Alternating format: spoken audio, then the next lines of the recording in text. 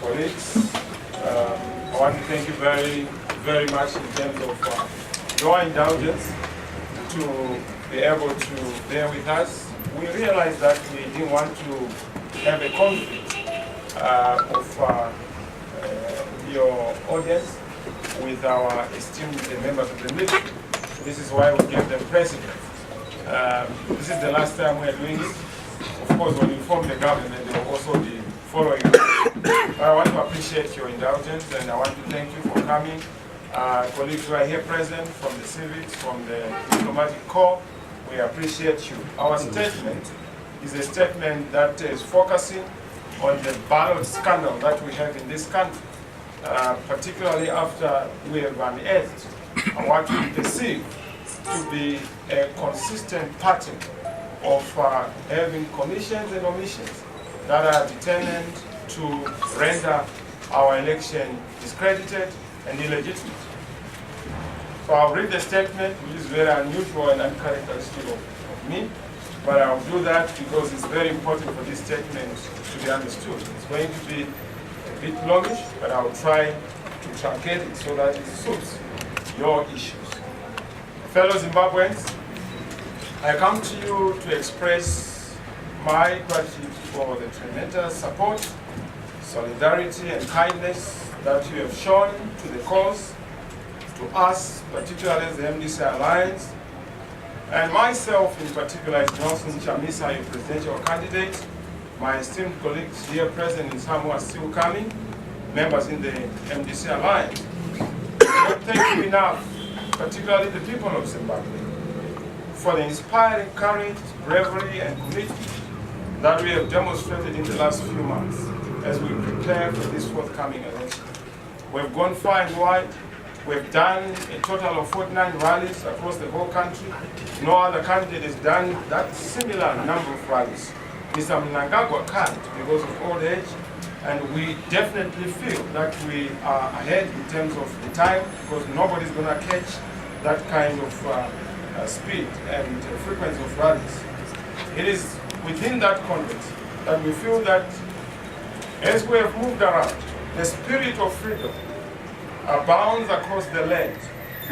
And I'm humbled to be walking hand in hand with all the people of Zimbabwe to our soon-to-come inevitable final victory.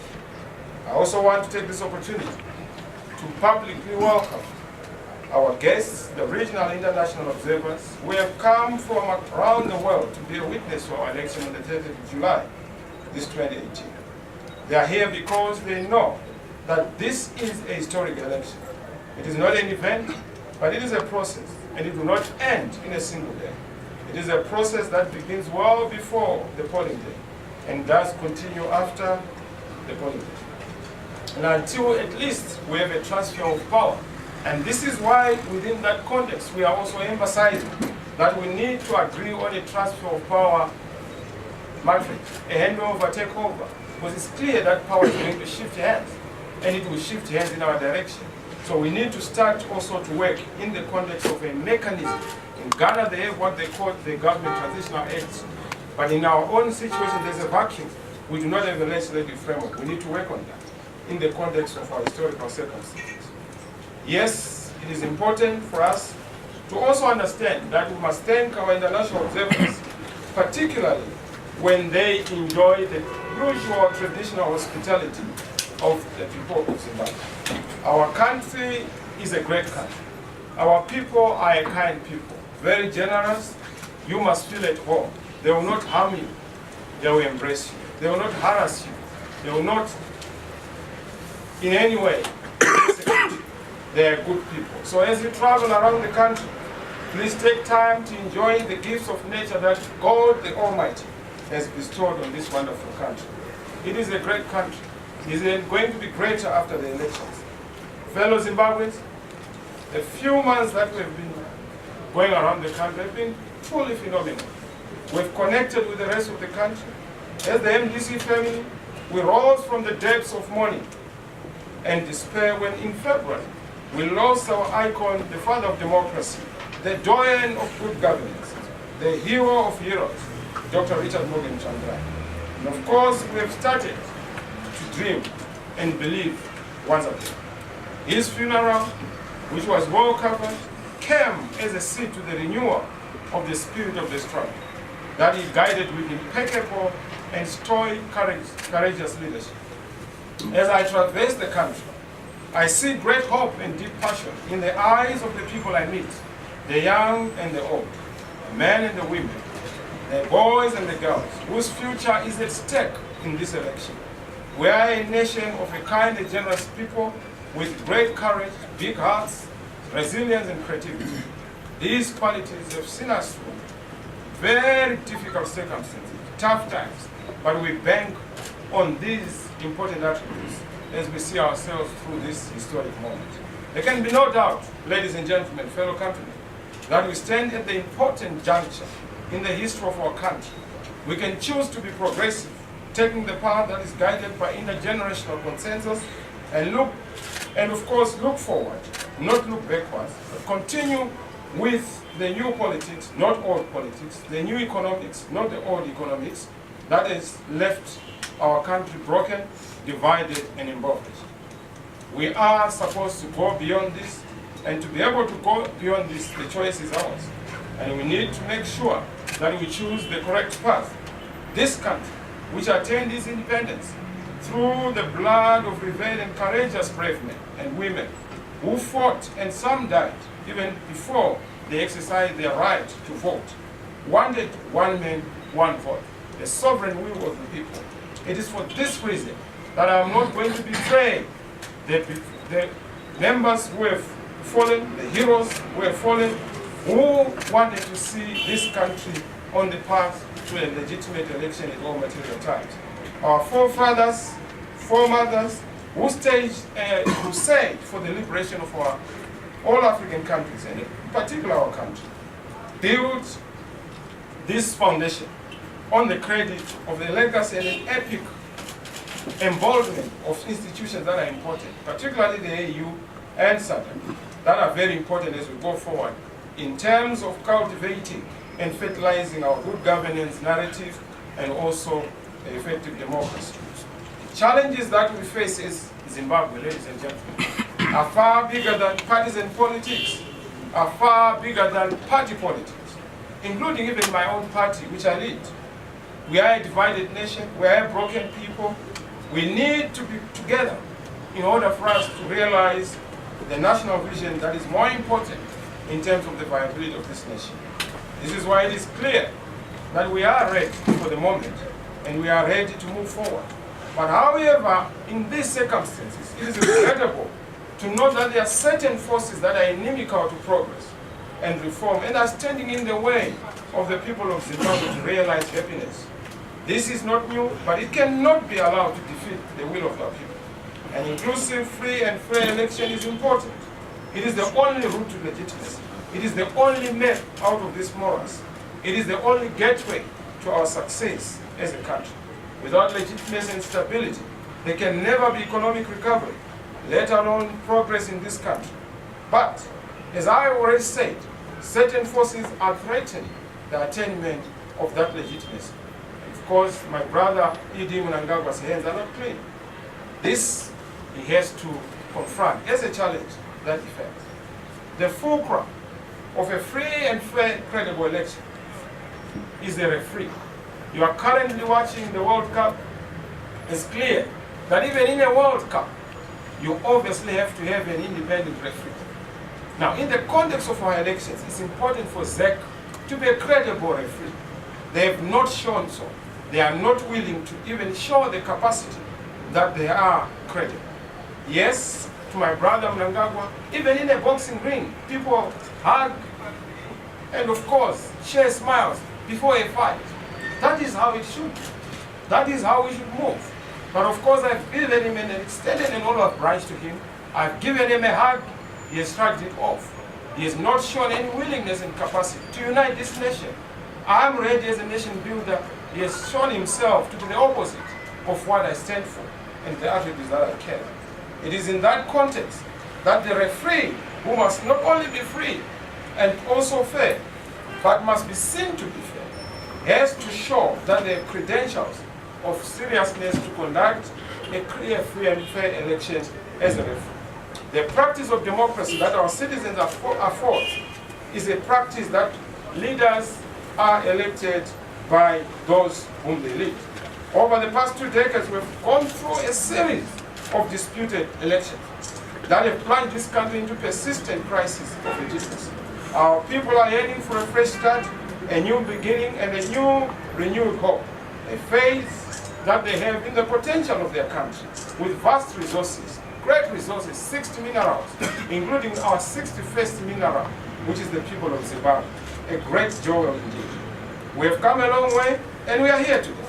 The current government, which took over from Mr. Mugabe, the former president of this country, the 18th of November in 2017, did so on the pretext that they are ensuring a free, fair, and election. And they've said that Zimbabwe is open for business.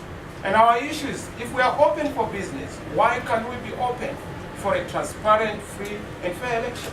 Why can't we be open for the business of elections? Why can't we be open for a clear business of an open and transparent ballot printing that we are calling for? We are obviously currently witnessing a regime that simply talks, but not intend to hold elections. They are bold in declarations, bold in word, but not in deed. Very strong in terms of talk, but not in their work.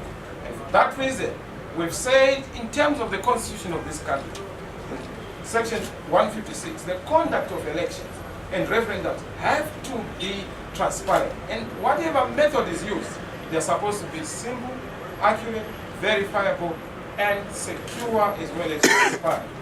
It is important that our supreme law envisages the verifiability, security, and transparency of the election. No one can therefore deny Zimbabwe, including the country, with this entrenched fundamental, because our history is manipulated elections in Zimbabwe, the crisis of credible elections, which has been born out of mistrust between government and the people of Zimbabwe. The ZEC board is constantly charged with the administration of elections. It has shown that it is either incapable or unwilling to provide Zimbabweans with a verifiable, secure, transparent election as required by the law and international standards governing democratic elections. There has been an insensitive disregard for the principles of transparency, among other very pertinent issues that we are raising. Number one, there has been a refusal to provide stakeholders with proper voters' roll, with pictures. The voters' roll is very clear in terms of the law. The voter is not supposed to be secret. What is supposed to be secret is the vote. But Chibumba doesn't seem to read the law properly. That's why she said, no, we can't release the photographs. But the voter is not secret. What is secret is the vote. And we need to educate her in that regard. Number two, ZEC has refused parties an opportunity to observe the printing of the ballot papers and proceeded to print without the knowledge of the stakeholders. We are saying this advisedly and informed by all our own intelligence sources that what they did in 2013 was to manipulate the ballot so that they use a ballot that has certain consequences in terms of manipulating the will of the people. At an appropriate time, I'm going to demonstrate to the nation, perhaps not today, how they did it, because I have impeccable sources in government, senior sources, who actually revealed certain information. And I'm going to engage President Mnangagwa as I articulate, so that I give him the information, so that there is no doubt as to the skullduggery and shenanigans that they've been undertaking in manipulating the will of the people. Number three, ZEC has not put in place mechanism for joint storage and collective storage of the printed ballots until they get into the secure hand of the one who is going to vote. ZEC has also failed to put in place mechanisms for the distribution, because we have to have the paper trail of the sensitive material, the ink, and all other such material related to balloting, so that we have confidence in the process in line with the constitution of this country. ZEC has allowed state media to run a smear campaign against opposition candidates without any reprimand. ZEC has allowed people in the rural areas to be abused, terrorized. Their serial numbers being requested and demanded. ZEC has said nothing. President Mnangagwa said nothing. In fact, President Mnangagwa has even gone ahead to encourage his candidates to violate the rights of citizens, particularly in the rural areas, by abusing traditional leaders, by also abusing other state institutions for purposes of an election. Our constitution is very clear in terms of section 155 that a candidate must have reasonable access to material information necessary to participate effectively. Section 156 makes it clear that ZEC must ensure that whatever method is used, it must be simple, secure, verifiable, and transparent. That has not been the case. Our constitution is even further clear that we are not demanding new rights and new laws. We are simply demanding the existing laws and rights that have been given full effect. This is not too much to ask. ZEC should start working hard to satisfy the contestants, the candidates, myself, instead of ridiculing them by casting aspersions and suggesting that demands are trivial. Yes, Judge Gumba said she would want an earthquake. I'm sure we'll have one, so that we are able to deal with the issues that we are raising. It is constitutional for us, for any citizen, and for us as candidates, to request information in terms of section 62, subsection 1, together with section 67, in terms of our political rights. So it is the law. If it is about the law, we are ready to play on the law. She must not implement the law selectively and subjectively. She seems to read the law with a squint eye or with some tinted glasses. She must read the law appropriately. And we are able to encourage her and help her if she has problems with reading and interpreting it. Our great concern, fellow countrymen, is that over the years, we've had problems with the voters' roll, and we still have the problem with the voters' roll. And this is why, of late, we've seen out of pressure, they've released a piecemeal voters' roll, a half-baked voters' roll, without the pictures. When we push that, it is not because we are difficult, we are not stubborn. We want a happy country, we want a prosperous country. In fact, we love our country, but it has to be a semblance of standards, norms, and values that are respected. We remind you that only 5 years ago, ZEC utterly refused to provide my predecessor, the icon of this struggle, Dr. Richard Morgan Changrat, with a voters' roll. Up to now, we don't have that voters' roll, the 2013 voters' roll. This time, we are not repeating the mistakes of 2013. We will not go into an election that is its own machination. We would rather be in a grave or be in a prison cell or a jail than to be in a ballot box, which is a jail, but disguised as a salvation box. We will not do that, and we will not allow it. But even if we are to go ahead, ZEC has fallen far short of what is supposed to be done in terms of the voters' roll. And I said from the beginning that please bear with me because I'm almost completing, but I wanted to go through this issue so that it's important. In terms of our view, the voters' roll that has been released is not fit for purpose. It is not legally compliant. It cannot be credibly used to record the conduct of the voting process. It cannot be used to be able to forensically audit the process on our own. They refuse to do an independent audit, but we can do it. We do not have evidence of whether or not this is going to be the final roll. They may even change the roll at midnight, nocturnally, Nicodemously. We must be able to deal with that. It is this document that we want to see in good order, in verifiable order. And of course, instead of undertaking to correct the numerous inconsistencies and errors in the voters' roll, ZEC has chosen to adopt a very arrogant high road, which is dangerous, which demonstrates that they take Zimbabweans for granted. But of course, we are their guests if they choose to take that high road. We are also ready. Instead of promising to correct the problems in the voters' roll before the election, the ZEC chairperson and ZEC choose to downplay those anomalies as if it is the only necessary thing to correct them. Now, I must emphasize that we have not gotten there yet, but we are almost being tempted and being driven into beginning to say that the ZEC chairperson and the ZEC commissioners are incapable of leading this election. And under those circumstances, we are going to be tempted to ask SADC and AU to come and take over the process so that it's an independent process by an independent and impartial referee. It's within our political rights, it's within our constitution. Because if ZEC is choosing to be ZANU, then it means that we do not have an independent electoral commission. There must be a distinction between ZANU and ZEC. The reason why Mnangagwa is not complaining about this election is because he is part of the people who are plotting and planning the layout of the ballot, as has already been articulated by my team, that is what they are doing. He knows where it is being secretly printed. All of us don't know. He knows the number of ballots that have been printed. We all do not know as candidates, and that cannot be allowed. And ZEC is obviously choosing to throw away the whistle and join the other team, or even go out of the stadium, allow the other team to be the referee. We cannot allow that. That must be stopped. You understand this nomenclature because you are watching the World Cup. Instead of undertaking to deal with this issue, we have raised critical red lines. The issue which is a red line and the deal breaker is the issue of the ballot paper. We will not go into an election with a ballot paper that is not agreed upon. Not to say that we will not participate in an election, but there will be no election. There can't be an election where there is no agreed ballot paper. Hakuna anogerwa asipo. This is not Mnangagwa's private limited. This is not Chiwenga's private limited. It's not a Chamisa private limited. It is a people's country with a private limited on the people. They are the ones with the title deeds of this country. And we will not allow any leader to think that they are above the people. There is no ruler. We have leaders, and they must be accountable to the led.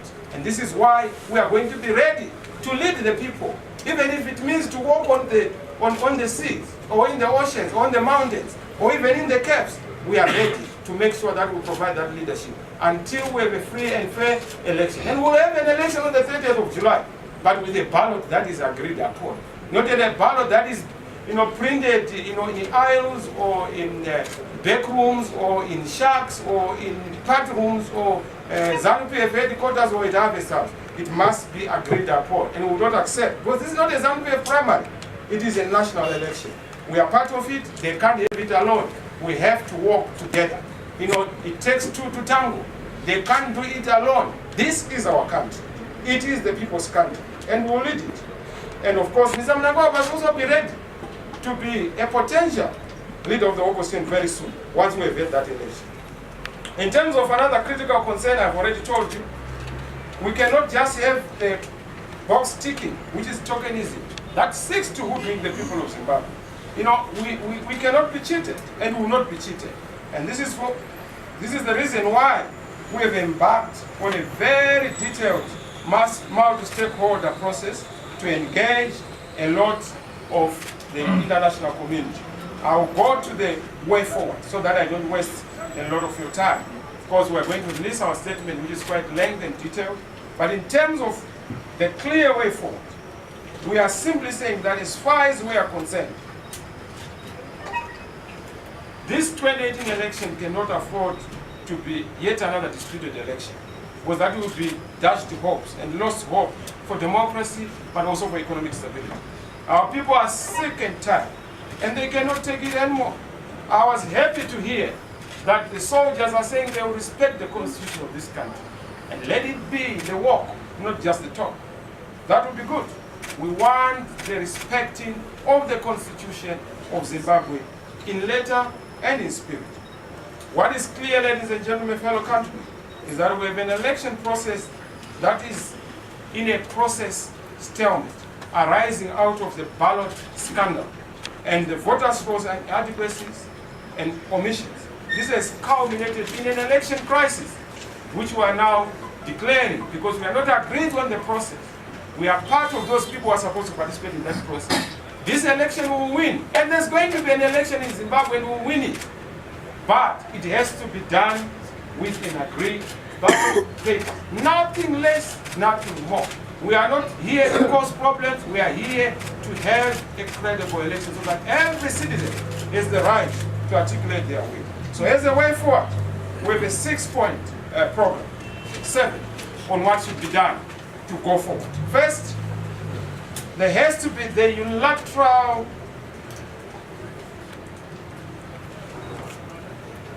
withdrawal of the unilateral and illegitimate, illegal, ongoing printing sham ballot paper. That must be stopped immediately. I don't understand how they ended up having 1 up to 14, with Mnangagwa then being the first one on the other column. It has to be scientific. There must be an explanation to the candidates. You can't choose where Mnangagwa must be placed in terms of the alphabet. We will not allow that. It will not happen. Yes, he's a crocodile.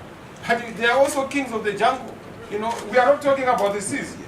Number two, an inclusive, transparent process has to be done in terms of designing, printing, and solving the storage, distribution of the ballot paper, agreed upon by all stakeholders, ourselves included, and other such political parties, 24 have to be there, including Mnangagwa. The fact that Mnangagwa is also not complaining or crying with us, it shows that the crocodile is indeed shedding crocodile tears.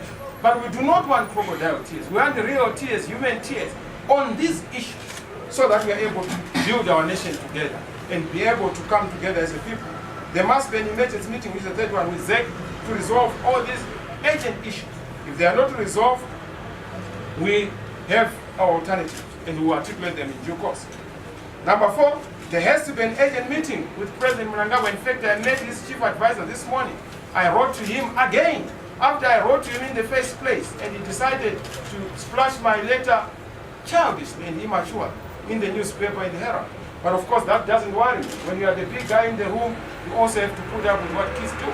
So it's not a problem. I understand. We have to embark on a nationwide stakeholder consultation to correct the path in resolving this impasse. Of course, we are going to go far and wide. We are ready to engage Zimbabweans. Zimbabweans have to tell us, you have to tell us what you want for this country. Under these circumstances, you want us to be part of this sham. If you don't want us to be part of this sham, what do we do? This is your power. Take it.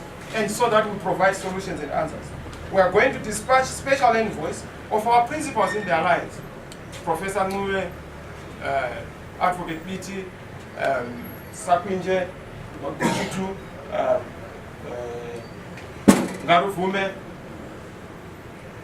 and Chambara, Brigadier, to go into the region together with other senior leaders from the MDC, to go and engage the region. We are writing to them special messages on the crisis we currently have, and that they shepherded a process which they then could not see to its logical conclusion.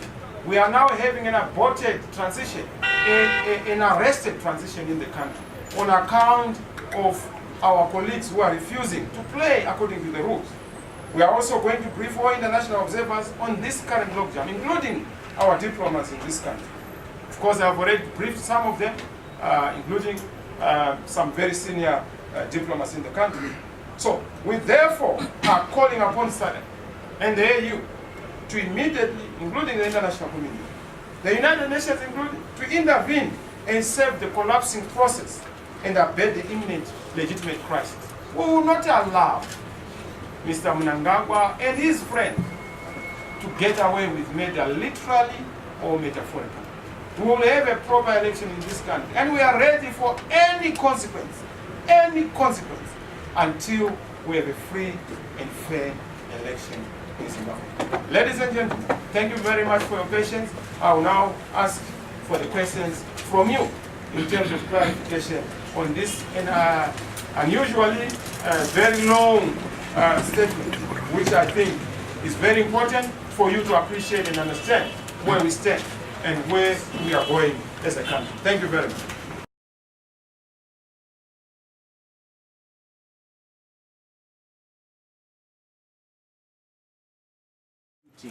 Deployment of army personnel in rural areas, which the opposition has mentioned in the past to say that there are army personnel that have been deployed into the rural areas.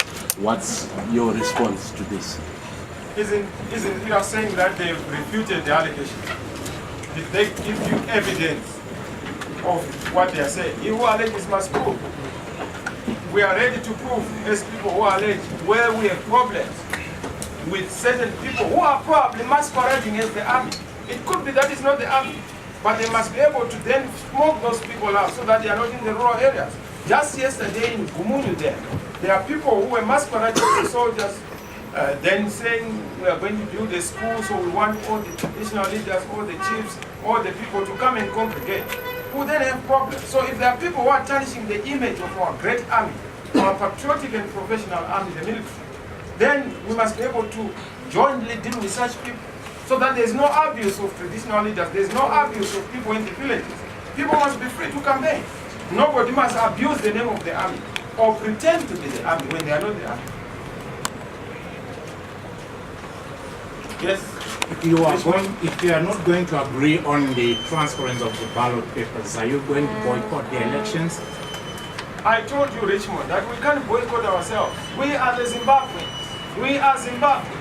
We can't boycott this election. There will be no election. This is a political crisis. Nobody has got the monopoly to say an election must go ahead if we're not agreed on that election. Because you can't go to an election alone. And you can't impose unilateral, because the Constitution is empowering us to pursue our rights, to make sure that an election is a proper election. If they choose to have any other activity, it's not an election. And there will not be an illegitimate election in Zimbabwe. It is for your rights. It is for your rights. It is for every Zimbabwean's right to have a proper election. It's for Mnangagwa's advantage to have a stable society. There will not be any legitimacy and stability if we do not have a free and fair election. Why should we have a repetition of the past 38 years? Only because you want to remain in power. Only because you want to impose yourself on the people of Zimbabwe. We can't afford that. We must be able to go that route back to legitimacy, where people are elected, not imposed. If you are going to win the election, are you going to withdraw the allegations you are leveling against ZEC? Look, if we are going to win the election, it's not because ZEC has helped us, or it's not because the allegations have been proven to be false. It's simply because we have an overwhelming force that is going to sweep away ZEC's shenanigans, ZEC's tomfoolery, and whatever they may choose to do in tactics and antics. We are very clear. We will not apologize to anyone. We will simply apologize to the people of Zimbabwe if we have committed any offense. But so far we carry their mood, we carry their expectation, we carry their momentum, and they agree with us. I've been to the country far and wide. I've been to my Development, I've been to Tongaland, I've been to Manicaland, I've been to my Singoland, I've been to Mashonaland. People have the same language. We want a ZEC we trust. We can't trust this ZEC. This ZEC is so biased. This ZEC has a perforated opinion of what people want, and we must help them to lacerate their misfortune. Advocate, you represent the NDC alliance, but you speak as if you are representing all the other political parties. Is this a common position with all the other political parties whom we don't represent? I told you that I represent the party I lead and the alliance partners whom I work with. In terms of other parties, I'm sure you can also go to their headquarters if they have any. No, you are saying that you as the NDC alliance, there will be no election. It appears as if it's a common position of all the other political parties. Well, of course, there's been some kind of consensus building which you are still pursuing in the context of what you're saying. Yes, we have not been able to come to a common position on that, but it's being worked out. So that there is unanimity. This is not an MDC alliance issue or ZANU-PF issue or any other party issue. What's the name of Ngosana's party? Upper is it a party? You can't say Upper. Whatever party he has to be able to be engaged. Because at the end of the day, it's about all of us. This is not a partisan affair. It's for all of us as a country. In fact, it will benefit all of us. You, myself, all of us have to benefit from this process. So yes, we'll engage. But we are saying that because we know that people understand where we are coming from. They support us, and we are privileged, we are humbled, that they have a lot of confidence in us. We will not abuse that trust. This is why we are not going to allow our people to be cheated and deceived once more and once again, like what has been happening. President Tsvangirai, thank God, he's not with us. May his soul rest in peace. But that man suffered a lot of deceptions and cheatings at the hands of my colleagues in ZANU-PF. I will not allow those, deceptions to also be imposed. I'm a young man. I have a lot of energy, and I'm ready for anything. As you can see, being young is an advantage. In your process of engagements, have you had an opportunity to engage Mr. Mugabe? Well, why would I engage Mr. Mugabe, who must rest? I'm actually working on his pension. That is the only engagement that I may have to have with him. There was talk that you met him last week when you're coming from Israel. And thank you for saying that. I mean, this is the herald of nonsense. The herald is now gotten accustomed to this bad habit, and I must engage ED on that. Especially his spokesperson, Charama. His perchance to lie is legendary in the encyclopedia. How would you even say that I've been to, what's this country called? To Dubai. I've never been to Dubai in my whole life. My passport is there, my record is there. I went to Israel on a private visit. I went via Addis Ababa. I've never met Mugabe. And I have no intention of meeting him anytime soon. But of course, as a former president, perhaps when I become president of the country, I must respect the founding fathers. Even if I don't agree with him, I will then meet him at an appropriate time. Thank you. Can we please, the President, say your name and your organization, please? Well, I know most of them. Do you think the army will accept you as the next president? They've already accepted me. And they've been saluting, not now from Chamisa, but the authoritarian. So I am not worried. They are a patriotic army, they are a professional army. I work with the army very well. In fact, I respect them. If there's one thing that moves me and tickles me, it is the honor of our people, men and boys in uniform. I respect them. They are my agenda item number one in terms of restoring their honor. What they are getting out of the kind of output they are giving in patriotism to their country is not commensurate with the kind of smart work they are giving. So I have no problem with soldiers, and I have no issue with our army. My issue is with a political party. We are political players. They are not in this election as an army. They are not on the ballot. The army is not on the ballot. What is on the ballot is poverty represented by Mr. Mnangagwa, and that is what we want to defeat. Mr. Chamisa, these statements There's no question. the statements they are making now, they seem to be a repetition of events from 2002. On the eve of elections, you seem to be making similar statements to sort of mean that the electorate should listen to you and then wait for a call that yes, we are now getting to an election, or we are not getting to an election because they've got challenges with either ZEC or ZANU-PF or something like that. Don't you think this is actually confusing the voters, because the voters listen to you, but at the end of the day, they now don't know whether you are going to run in this race? I told you that I'm running and I'm winning this race. Why are you confused? The people who support us are very clear, but they also want a proper process. And we've said that we are engaging ZEC to make sure that we have a proper printing ballot process that we agree on. So we're not doing what we've done before. In the past, we've never raised issues around printing. But this is for the first time because we have reason to say so. And we're not, don't worry about our people, the Zimbabweans. They understand where we are going. They are the ones who have actually asked me to make sure that we resolve this issue. And if all those issues you have raised are not addressed, I told you that there will be no election. There can't be an election. Choose what to call it, but there can't be an election. Because when you have an election, there's choice. If we're not there, what are you choosing? Can you choose Mnangagwa alone? They might as well choose some other place. Maybe at their party headquarters or some other area where they just say we're imposing him as a candidate. But it can't be an election. No way of getting this thing of putting Mnangagwa in an advantage. Watch the space. We will not repeat the mistakes of 2013 or any other. We mean it. Yes? Violet. Yes. Thank you.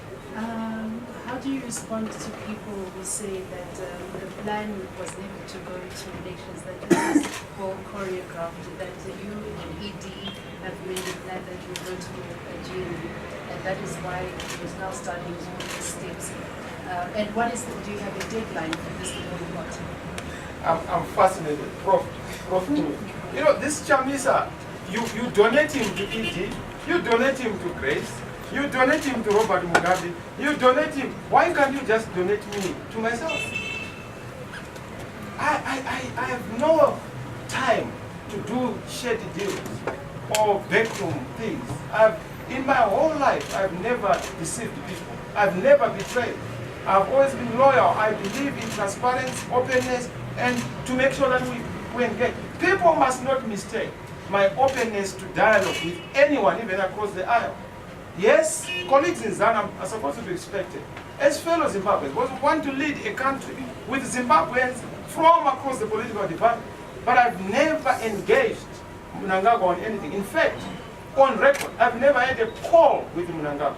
I've never had a discussion with Mnangagwa. I requested one, after I became the president of this opposition, to say I need out of cadres to just discuss on nation building issues and how we do business, the do's and don'ts of political, gladiators who are in a competition before we go into the boxing ring. So forget about it. There's no deal. There can never be any deal. We want a free and fair election. If Mnangagwa wants to be part of us in calling for this, he's welcome. So is there a deadline to these new developments? Look, the deadline is today. It must be done today. If it is not done, we escalate to the next level. I gave you a multi-tier process of what we are going to pursue to make sure that this is achieved. No, I'm asking, elections are in 3 weeks' time. So if all your principles are going to stand, how long is this all going to take? You will see. We are not going to review all our tactics and strategy. Otherwise, this cease to be tactics and strategy. I've told you, you know the direction we are taking, and I'm sure I'm very clear. I've really tried to be as open as possible. But openness does not mean negative. Otherwise, it ceases to be of strategic value. Mr. Chamisa, sir, you have been accused of just banter, talking and threatening and saying this will not happen. Accused by who? By in the body politic. By who? You have been asked. You have been saying that you want a voters' roll. This will not happen if you don't get this. But ZEC has ignored you. They've totally ignored you. In fact, they've actually accused you of being trivial. So what exactly are you going to do? Because already 30 July is coming. And please choose who to believe. We said our say, ZEC said their say. Choose who to believe. Thank you. Advocate, if the opposition wins an election in Zimbabwe and elsewhere, they were free and fair, and if the ruling party does the same, the election was rigged. What's your take with reference to your allegations about the playing field? Are you now giving me an analysis? No. Where you want in It's with reference to your... I've told you, see, don't look at us as an opposition. Look at us as a government in waiting. Oh, well, but there is the ruling party and you are the opposition. Yeah. Yes. So look at us as a government in waiting. Yes. And you must know that at the moment, because we're in the election. And if the government in waiting wins an election, it's free and fair. But if the ruling party does the same? It's for the people of Zimbabwe to say it was a free and fair election. Or for our opposition, Mnangagwa, to say their own verdict. We have a right to say that verdict before an election and after an election. But we have never had an election where you have not complained against. Some people have you as crybabies and where our elections are for the concerned. first time, Richmond. I've never been a candidate before for the president. And please, give me my space to win this election hands down and defeat Mr. Mnangagwa, the outgoing president. Please, just allow me. Thank you. Would we still have questions, Richard? Yeah, please. You seemed to suggest there will be civil unrest if your demands are not met before the election. We are peace joyous. We are instruments of peace. 18 years of struggle, we have never resorted to arms of war. Not because we do not have the capacity, but because we do not have the appetite for that route. We will never ever be tempted to go the route of violence. Violence is not part of our DNA. We are Dutch. We believe in peace. But we can use instruments of peace to make sure that we express ourselves. And those who have in abundance, those who have instruments of violence can use instruments of violence, and we'll see what wins between light and darkness. Light always comes first best. And we will win this election. We will win in terms of our struggle. So don't worry about violence. We don't want violence. We want stability. We want consistent and legitimacy in elections. If anything, people who must be accused of inciting violence in this country are the ones who want to rig the election. People who do not agree on a simple thing. We want to write this examination, but let us agree on a syllabus. Let us agree on the invigilators. Don't impose on us a question paper that we have not prepared for. It's a simple, basic thing. Even school children would understand that this is basic considerations of values of fairness. That's what we are saying. We don't want things these are not legislative issues. These are political will issues. In South Africa, you have to print the ballot with all the players. That is the case elsewhere. I know that in Kenya they have to go to court around the issues of the voters' roll and the printing of the ballot. And that's what we are insisting. Stability, issues around stability. Yeah, sorry? You talked about stability or possible instability if your demands are not. That's what I'm talking about. We are in circumstances of instability at the moment because there is no agreement politically. And we are saying it will continue even if we go into election, which is a sham of an election. That is the context I said. Not that I am going to be the ancestor or ambassador of instability. Never. If anything, we are actually holding the population to be accountable and to go through a legitimate process. We believe in elections, but free and fair elections, not sham elections. I'm sure I've done justice to you. Yes, last. Or maybe you are the government in waiting, and you'll be responsible for appointing a chairperson. Who and how will you do it? Well, I suppose you must understand that there is a constitutional process that is followed in terms of the appointment of the ZEC process. By the way, I may want to just share with colleagues a little bit. I was responsible for the interviews of most of the ZEC commission. But from a parliamentary perspective, as the chair of the legal and procedural affairs. But I'm doubting some of the credentials that they were showing when we were interviewing them are not manifesting in reality. They are beginning to show a huge gap between the rhetoric that they were giving us through the interviews and the practice that we are seeing. We want a free and fair election. We want to respect our institutions, national institutions. But they have to be respected when they also respect citizens. Mind you, this is not a Chamisa issue or any MDC alliance issue. It's a people's issue. You go in the streets, people are raising these fundamental concerns. Last, gender is important. In engendered communities and endangered communities. So we want to hear from our fellow journalists. Last. My name is Sophia Matranga. I'm a freelance journalist. Mr. Chamisa, you've indicated that the Zimbabwe Electoral Commission is not a free referee, and you potentially engage the SADC and the AU to come and conduct those elections.